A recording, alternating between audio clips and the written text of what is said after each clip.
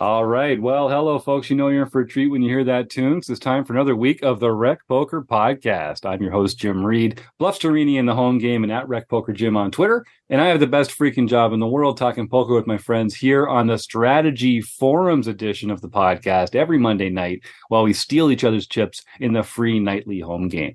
I have to thank our sponsors, the Running Aces Hotel, Racetrack, and Casino. Most of what we do here is free. We're a largely volunteer-based organization, so we depend on support from our sponsors and also from our premium members who get to take part in our training material and study opportunities for only $15 a month. And just ask yourself, do you like talking poker with your friends? Because for less than 50 cents a day, come connect over Zoom with other fun, encouraging poker players like yourself, all trying to get better, all trying to solve the same problems and to make each other better. And if you want to dip a toe in and see what's up for free, sign up for free because everything starts with a free account at rec.poker where all you need is an email address and a smile. And remember, you can always get your first month of premium for only $5 by using the code RECPOKER at checkout. Now, they let me host the show on Mondays, but I am just the host. I'm just one man. It takes a group of wizards to make all the magic happen here at Rec Poker. We call this group of wizards the Wrecking Crew. And if you want to find out more about me or the rest of the Wrecking Crew, you can go to rec.poker/crew. But you're going to meet one crucial component of the Rec Poker Wrecking Crew machine, and that is our home game director, the one and only John Somsky. John, welcome to our audience here. I can't wait to talk some mixed game stuff with you tonight. Yeah, I am looking forward to it as well. And I am John Somsky, also known as Poker Geek MN everywhere. Now, John, we're going to be doing a special episode tonight talking specifically about how to play no limit deuce to seven single draw. So our regular listeners will know that every month we're doing a featured mixed game on the second Wednesday of the month as part of our Play Money home game club. So every month on the second Wednesday, you get to compete with other serious, thoughtful recreational players in a series of tournaments towards our mixed player of the year race. So those are going to be on the second Wednesday of every month. And we are releasing a podcast focusing on how to play that mixed game every month, just in time for you to start practicing. So we're releasing this episode in January. The No Limit Deuce to Seven single draw tournament will be on the second Wednesday of February. So it gives you a little time to practice. On the third, fourth, and fifth Wednesdays of every month, we're going to have our mixed practice game, our practice mixed game, which just means that you get to dip a toe in and splash around and see how the game works before that big important tournament on the second Wednesday of every month. And if I've done my math right, this episode should come out on Tuesday, the day before the first practiced mixed game in the month of January. So, John, you've done such a great job putting this whole slate of mixed games together every month of the year. We're going to start this episode talking about No Limit Deuce to Seven single draw. Why don't you go over some of the mechanics of the game and how to play it, and then we'll hear from some of our guests with some strategy tips and advice on how players can get the most out of it. Well, hopefully this will become known as a romantic game. The main reason I am saying that is this game we are going to be playing on February 14th, Valentine's Day. So like you'll have on January 17th, 24th, and 31st, you get 3 shots at practice here. And as I mentioned last time, there are draw games, stud games, and flop games. This is another draw game. So we're going to continue in the draw game. Last month we played No Limit 5-card draw. This time we are playing No Limit Deuce to Seven single draw. So instead of being the high hand wins, it's the low hand wins. And when we talk to low ball games, you typically refer to them as ace to 5 or deuce to 7. Ace to 5 means ace to 5 is the lowest possible hand, and you only care about the ranks of your hands. You don't care about the suits. So an ace through 5 would be the lowest in that. Here we are playing deuce to 7. So not only do the ranks of the cards count, but also the suits. So if you have a deuce to 7 that is a all spades, you have a spade flush, which is a very high-ranking hand, and therefore not a good deuce to seven hand. Likewise, often you will be drawing to a great hand. You'll have a deuce through five. Throw away your last card, and on the draw, you're going to pick up a six. Well, a six is not a good card for you because now you have a straight, which is also a very high hand. So the best possible hand is 7, 5, 4, 3 deuce with at least two suits in it. So you have no flushes, no straights, and 7 high is what you're actually playing. With this, the mechanisms are exactly the same as they were in 5-card draw. Everyone is dealt 5 cards. You have your small blind and big blind. Action starts after the big blind, and they will bet. After your betting round, the people who remain in will decide to draw, and they can draw anywhere from 0 to 5 cards. After everyone has drawn, then you will have one more betting round, and then you have the showdown. So the mechanism is very similar to No Limit Hold'em. The thing that is different between deuce to seven single draw and if you're playing 5-card draw high versus low is you're going to make the best possible hand much, much more often in deuce to seven single draw. There are not very many times that people end up with a royal flush playing no limit 5-card draw, but it happens. Someone over the course of the night, if not multiple people, will have the best possible hand in deuce to seven single draw. So it gives you a chance to kind of figure out where you're at. In general, any hand that has a 7 high is good. So even if you're sitting on 7, 6, 5, 4, 3 or 7, 6, 5, 4 deuce, right, that's still a very strong hand. Most of your 8s are pretty decent as well.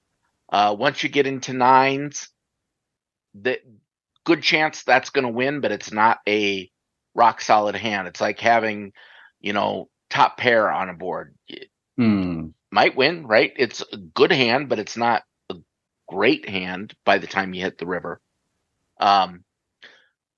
This will get you used to playing low ball, and just make sure when you draw, if you have a pair of deuces and you need to throw one of them, make sure you have mixed suits in your hand. In general, you probably don't want to have to draw more than 2 cards. If you need to draw more than 2, unless for some reason you're playing, out of the big blind without having to put more money in, you probably should be folding those hands, generally speaking.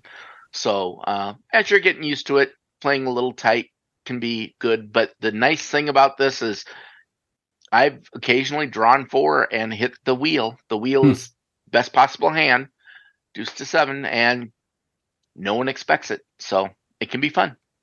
I love it. And I guess so one thing I'm hearing from you is that the nuts are sort of more available in this one because it's easier to get an unsuited combination from deuce through 7 than it is, like you say, to make a royal flush in high hand poker, for instance. Right. And I guess when there's only, similar to last month, when there's only 2 betting rounds, even though it's no limit, that makes me feel like the pots must be smaller than we might be used to in like No Limit Hold'em, for instance, where you have more betting rounds and, bets tend to reflect the size of the pot. So the bigger bets later, the later bets tend to be the bigger bets.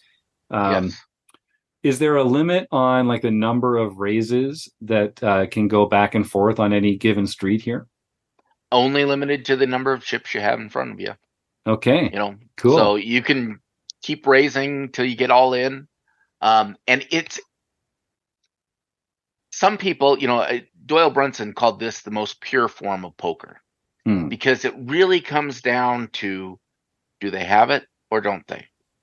because it's really, when you're drawing one card, it is really easy to represent the nuts. Just say I have the best possible hand, and you don't know if they do or not. So it's a good spot for bluffing. It's a good spot for calling people who you think are bluffing. It's just a really interesting game. This is one of the games that Bernard Lee actually says it is his favorite mixed game. Yep. And back in 1970, when they were doing the very first World Series of Poker, actually it was the second one, when they were going to have a tournament to have the championship for it, they had a discussion on whether it was going to be no limit hold'em or deuce to seven single draw. And, obviously everyone knows it was no limit hold'em, but that lets you know how high in esteem several poker players hold this game. I believe it. My last question before we go to listen to some of our guests' contributions about how to play this game.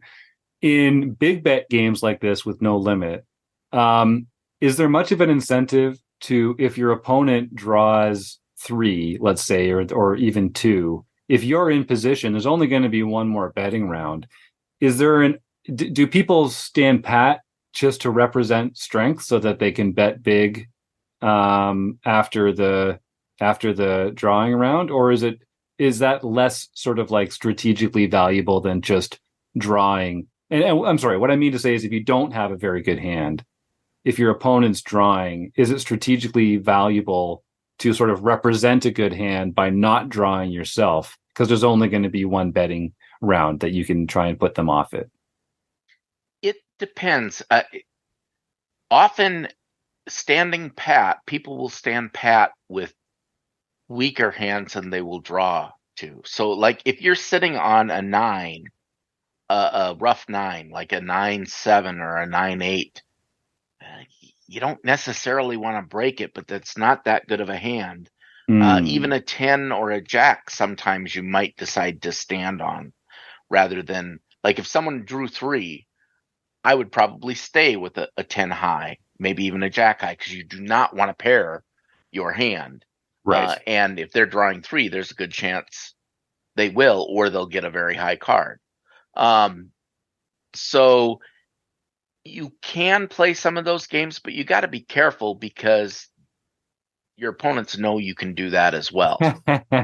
So it really is about having, if you're going to bluff, having well-timed bluffs against the right opponents at the right times. In this game, if you are playing live, getting physical tells is invaluable, because that's most of the information you're getting. You know how many cards they drew, but if everyone is playing tight and everyone drew one card, you don't really know. I mean, some people will draw to an 8 or draw to a 9 more often. Mm-hmm. In which case, if you're drawing to the 7, you know that you're just starting off playing stronger. But it's a tough game. I don't know that, and I do not have it mastered by any stretch of the imagination, but I enjoy it. It's a lot of fun. Nice. Well, I can see why it is a real test of what people think of like the old days of poker being, which is a do they have it or do they don't kind of, like, reading the player and playing the player, and only having one draw, one chance to improve your hand. And like you say, if the odds of getting a high card or a pairing your hand when you draw multiple cards goes up. I can see why it's so popular, or why it's held in such high esteem. Let's hear from some guests that have been on the show over the last little while who had some thoughts to lend, and we'll get back to our free Play Money home game club and start practicing together on some Wednesday nights leading up. Thanks, John, and we'll talk about this again soon. All right, Bernard Lee, give me a tip or some advice on how to play no limit deuce to 7 single draw. So thanks for having me on, and let's take a little bit of a step back and just kind of give you a little bit maybe of some history too. So deuce to 7 low ball or deuce to 7 single draw was actually sometimes referred to as a Kansas City lowball. That's kind of the way it was previously. And also, some people may not know this, but originally, before the World Series main event was officially stated that it would be a no-limit holdem tournament, this was actually one of the games that was considered as possibly the game that would have been the main event. I want everyone to put that in perspective. That's what this game is, how much meaning this game has. This game really is, in a lot of respects, the truest form of poker. You can look at it in different ways. I kind of look at it as there is a pre-flop or pre-draw, and then you're right to the river. There's no ifs, ands, or buts. There's no flop. Let's see the turn. Let's see the river. Let's see how. Let's flow to that kind of. It's not that way. It is really, are you going to play it? And if you are, did you get it? And that's it. That's what single draw is all about. This isn't, I'll try one. Oh, well, some players will be like, in when we get to triple draw, well, I'll toss away 3 because I have 2 good cards and let's see what the odds are. You got one draw, right? You got one draw. Drawing to more than one, not so good. And so did you get it or did you not? And it's a really kind of interesting game. There's a lot of polarizing bets, small bets, massive bets. 2.5x bets of the pot is not something that's so outrageous because you really have very little time to make money in this game. You've got, like I said, pre-draw and then basically the final bet. So I think you guys have talked about the rules, but just basically it is aces high. So straights and flush count against you. So therefore, if you start with the lowest card, which is a deuce, 2, 3, 4, 5, 6 doesn't count because it's a straight. So therefore, it's a 7. Okay, so 2, 3, 4, 5, 7. Ergo, the name deuce to 7. Okay, so that's why this game is the way it is. When we're talking about single draw is different than triple draw. And I'm going to give you a little bit of reference. When you guys have talked about 7-card stud, high, low, ace is king. Ace is absolutely king because it can go both ways. It can really swing that way. It can be a high card, it can be a low card. When you're playing low ball, right? When you're playing a triple, when you're playing deuce to 7, it's a scoop pot, right? There's no splitting. So it's one way. And as important as an ace is, that's how important a deuce is. To put this into perspective, you can only make 4 sevens. You must have a deuce to make a 7. Okay? It's absolutely critical that you understand that because you cannot have 7, 6, 5, 4, 3. It's a straight. So there's only 4 sevens. So in triple draw, deuce is absolutely paramount if you want to get one of the monster hands. However, in single draw, that's not necessarily the case. You don't necessarily have to have a deuce because having an 8 is still a monster hand in single draw. 9s are still good in single draw. So let's put this into perspective. There are 4 combinations of 7s. There are 14 combinations of 8s. And there are 34 combinations of 9s. Okay? So you can see it. To get a 7 or an 8, there are only 18 combinations. There are 34 combinations of 9s. So that's how incredible a 7 or an 8 is in single draw. So that's why getting those hands are massive. In triple draw, you almost have to have a 7 or an 8. You don't have, it's not, there are definitely situations accordingly, especially on your second draw, one person draws one person, that kind of stuff. But in general, you're going to have a great hand. 87s aren't usually good in triple draw. They often are bad, especially multi-way, etc. So you're really you're really looking to get this best hand. In single draw, you don't necessarily have to have a 7 or an 8. In all honesty, you rarely see 7 or 8s because you're only drawing it once. So it's not that incredible to, have to have a 7 or an 8. You can have a 9, a 10, even a jack, and, you've seen it even worse with regards to that. So don't necessarily think that, I have to have a 7 or an 8 in single draw to make it. So again, we talked about this is a 5-card draw game. Everyone gets 5 cards. It is a blind game. The biggest thing that you want to have advice-wise is with regards to drawing, okay, is you really don't want to draw more than 1 card. You don't want to be drawing 2 cards. Some people will look down and say, but I have 7-4 deuce or 7-3 deuce, which is the best 3 starting cards. Well, why not? And some people may say, why wouldn't deuce 3-4? It is a close second, but because deuce 3-4 could potentially make a straight, that's why 2-3-7 is more powerful. Right? If you look at that 2-3-7, there are no 2 cards that can slide in there that can give you that straight. It is physically impossible. Therefore, if you're a hold'em person, you'll understand deuce 7 is the worst hand possible. We're playing the worst hand. We're playing the worst game. So therefore, we're playing low ball. So that's why deuce to 7 is great, right? It's the absolute opposite of what you're thinking about. So that's what you have to think about with regards to single draw games, okay? So you don't really want to draw more than 1 card. You'd rather draw 2 cards.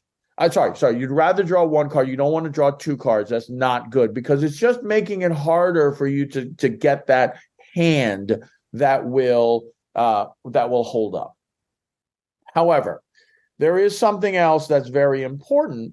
Is position. People talk about no limit hold'em and how important position is. You can multiply that by an exponential factor and how important it is with regards to deuce to 7. I'm going to tell you why. I relate it very similarly to blackjack. When you play blackjack and you are playing against the house gets to see what you do first. You have to act first. And so the house sits there and is like, okay, well, you busted. Doesn't matter. I don't have to worry about it. I'm going to win. So you have to act first. Because of that factor, position is everything.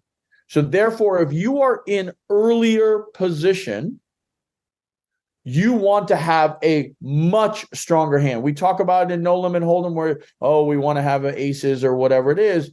But you want to have an incredibly strong hand if you are playing deuce to 7 early position. I can't emphasize that enough because the later you have, the more opportunity that you will have position on people, and therefore, if you have position, you get to see what they are going to do first. Now, some people are like, so what? What does that matter? It matters it matters a lot because to get that to have that position, you now are able to watch what that person will do. Now, let me explain why that's important, is because there are certain kind of stats. If you are dealt a jack or have a jack, and when I say jack, I mean jack low, and the other person is drawing 1 card, it is the equivalent of ace-king versus a pair in hold'em. Okay, so it's about a 50-50. So a lot of times people will hold a jack if someone draws a card. Of course, if you have a 10, you definitely hold it, 9, 8, etc. Right? You would never throw away an 8. That's obvious. A 10 is possible that you could throw it away. 9, marginal, but it depends on if they don't throw it away. Maybe you will throw it away based off of the betting, etc. So that is why it's so critical and so crucial for you to understand how they are going to act before you. So if they are they are out of position, they take a card, and you have a 10, well, then you're going to hold that hand. That's why position is key. If it's the other way around and you have that 10, you're not sure what you're going to do. Do you throw it away? Do you keep it? That person might have a jack, and guess what? Now they're going to hold. So it's very important for you to be in position. So based off of that, this is another rule that's a good rule of thumb, is if you are out of position, you should have a better hand and a smoother hand. And now, what does a smoother hand and a rougher hand mean? A smoother hand means that you are on the good end of the hand. In other words, you would have 10, 7, 4, 3 deuce. So that's a very smooth hand, because if you threw away the 10, you're drawing to a 7. A rough hand is a scenario where the player has the bad end of the hand. And so what that would mean is, if you had a rough 10, you would have 10, 9, 8, 4 deuce. So if you threw away the 10, at best you're drawing to a 9-8. And by the way, you could be drawing dead to a 9-8. And so the difference of a rough and a smooth hand is massive. Massive. It's not just the top card, it is your other cards too. And if you think about it and relate it to hold'em, it's like your kicker, right? How good is your kicker? And you want a bad kicker. You want 10-7 draw. You don't want 10-9 draw, right?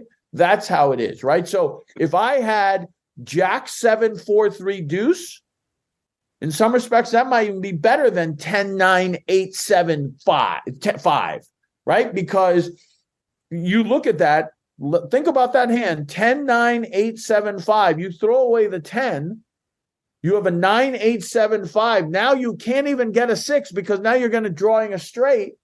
Whereas if a jack throws away a jack, you're drawing to a 7, smooth, 7, perfect. 2, 3, 4, 5, 7 is called the wheel. Okay, I know a lot of people think of it as ace 2, 3, 4, 5. They call 2, 3, 4, 5, 7 the wheel, or they call it number 1. Okay, so those are very important things for you to understand in single draw. Position is key. If someone's drawing 1 and you have a jack, it's a 50-50. If they're drawing 2 and you have a queen, it's 50-50. So those are things to kind of think about. And remember, it is definitely a situation where you want to be in position. You don't want to be drawing more than 1 card. And there is bluffing. So don't think that there isn't bluffing in this game. And you really have to take that, chance in some respects to be like, let's say they drew 1 and you drew 1. Okay, well, they checked. You're going to bet or not, right? You could have a pair of 7s. Are you going to bet or not? See what happens, right? So a lot of times some people might make bluff bets if they pair one of their low cards, right? So if you pair anything from a deuce to a 7, well, guess what? That eliminates them from potentially having that card. It's a blocker, right? So, if you think about it in hold'em, well, I have an ace king, so there's a blocker. So if you had it you got pair of fives. Okay, well, the odds are they didn't get their card. Now they could have gotten a queen and try to call you on it, but just as in reference, that's one of the thought processes. Now we're going to get into real deep thoughts of deuce to seven single draw, no limit, but that's it. So hopefully that really gives you guys a sense of what deuce to seven no limit is. It is absolutely my favorite game. I don't like missing it ever. I've been fortunate to final table the deuce to seven 1500 twice. Unfortunately, I will remember it until I do win a bracelet that I finished runner up a few years ago. A 4-hour heads up, so it was really painful. And I did final table a deuce to seven 10K as well. So it is, those are my 3 final tables in deuce to seven single draw, and absolutely love the game. I've written columns on it on ESPN for Card Player. I've done multiple interviews. I hope I'm somewhat of an ambassador to the game. I have talked with Billy Baxter, who is obviously the king of lowball, interviewed him, talked to him about it, and enjoyed this game and really enjoy the game. So hopefully all of you will enjoy this game and really find a love for this game, because I'm hoping that the game will continue. I've even presented it to Jack Effel to have a scenario where it would be half no limit hold'em, half deuce to seven single draw. Play it 6-man or 7-man, and you could go back and forth levels. Jack took that to another scenario where he made it a big bet game where he added pot limit Omaha. But I think that doesn't get in the people who just play no limit hold'em, because it'll scare the people who don't play pot limit Omaha. So I would love to have that game alone, because I think you would really expand the game. I think you could really expand the game by at least 25%, just because people are like, oh, this is kind of cool. Everyone who plays it, really gets into it and really likes it. And, like I said, it's a fantastic game and I enjoy it. All right, Chad McVean, give me a tip on how to play no limit deuce to seven single draw.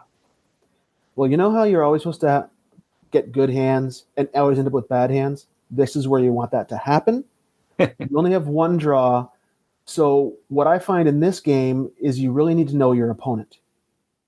If they're drawing 1, 2, or 3, you need to know what are the chances they're actually going to make something good, because as it is no limit, you can definitely bluff your way through a few hands here.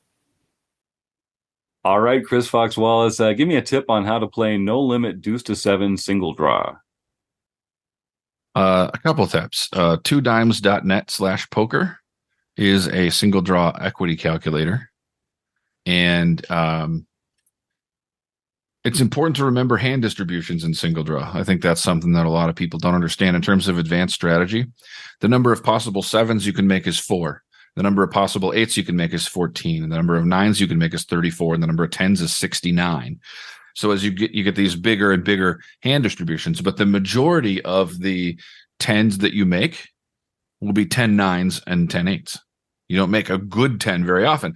So the difference between a 10-6 and a 10-9 doesn't feel like that much, when in fact it's really big. You're actually cutting off, when you go from the best 10 to the worst 10, you've eliminated more than half of your whole range from 10s to 7s. More than, if your range is a 10-9 or better, more than half of that is 10s. So, when you're thinking about calling a bluff, or you're thinking about drawing to a hand, just remember that, drawing to a 10-9 isn't great, and drawing to a 10-6 can be. Those kinds of things are important to remember, and to know some of those numbers. All right, Mike Patrick, give me some tips on how to play no limit deuce to seven single draw. Okay, so the one steadfast rule that everybody that plays this game should know is that pre-draw, any pat jack is stronger than a one-card draw. You can be drawing 2, 3, 4, 5. You can be drawing 2, 3, 4, 7. You can be drawing any super low draw. But if you have Jack 10, 9, 8, 6, that is still a favorite over any one-card draw. So anytime you have A Pat Jack, it is a favorite over any one card draw out there, no matter what they're drawing to. So generally, especially if you're in position, or actually out of position, really, for that matter, if you think your opponent's going to be drawing to 1, you want to be getting aggressive and playing your pat hands as such, and knowing that your hand is going to be a favorite over any draw. All right, Norman Chad, give us some advice on how to play No Limit Deuce to 7 single draw. No Limit Deuce to 7 single draw, arguably the toughest poker game around. When they were deciding what was going to be the World Championship back at the original World Series, it was going to be either No Limit Hold'em or this game. And this game is tougher. You have no information. It is all instinct. It is all guts. It's all your feel for the other player. You have no information in front of you. You don't have a board. So it's really a hard game to play. It is the purest gambling game. And for amateurs, it's the one I tell people to stay away from the most because it is the hardest. I can give you no advice. I've never won a No Limit Deuce to 7 low ball draw hand ever. Okay, Rob Washam, give me a tip on how to play No Limit Deuce to 7 single draw. Well, actually, this is not one of my better games. But there are a few things that I see mistakes that other people make. A lot of people think that the ace is low. I've seen people show down hands where they have an ace and they think they're going to win. And no, ace is always high. It's never low in this game. Deuce is the lowest card. So that's the first tip. Keep in mind that aces are not low because a lot of your low games, GLO 8 and stud 8, they always have ace as a low card. Well, that mentality won't work very well in Deuce to 7. The other thing is, never if it's single draw, you never want to draw more than 2 cards.